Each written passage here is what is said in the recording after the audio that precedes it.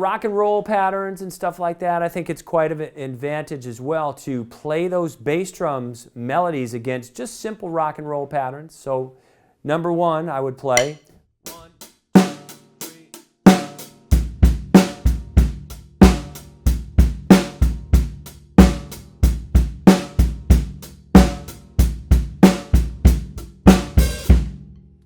Good to be able to syncopate your bass drum, not just always feel like you can't play when the snare drum's playing, and kind of loosen it up so it has a little more variable to it. And going through that is a good way as well. Just make it simple. It doesn't have to be complicated. Remember, what we're really trying to extract is feel and tap into your vocabulary, your way of stating things. That's the most important factor that you're really trying to dig deep out of. It's easy to get sidetracked and want to be an imitation of another guy, but you're you, man. Be you. Be the best you can be. Okay, let's take a look at this from another rock perspective, and we're going to play the bass drum melody, and let's do it in cut time. That's a pretty slick way of doing it, and you can grab a few of these and maybe find some technical difficulties in a few of them.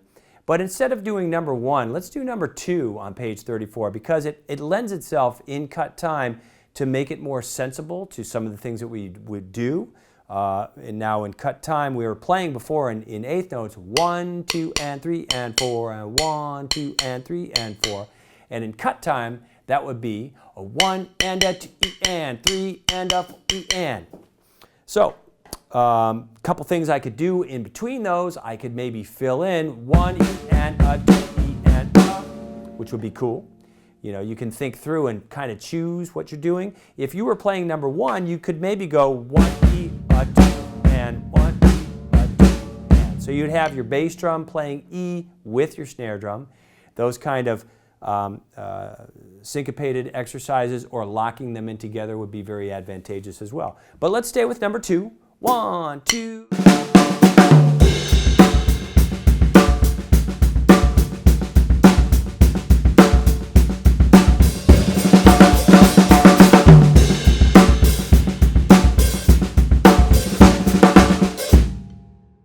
So that's a cool way to go through those. And again, when you get over to page 35, when you have a lot of notes, you'd probably want to slow them down, because trying to play da-da-da-da-da-da, which would be number 13, can be very challenging. But I certainly wouldn't fray from doing that. I would enter the room cautiously, but I would enter the room. So check those out. Those are a good way to maybe syncopate and get a little bit more bottom end for your foot in some rock and roll settings.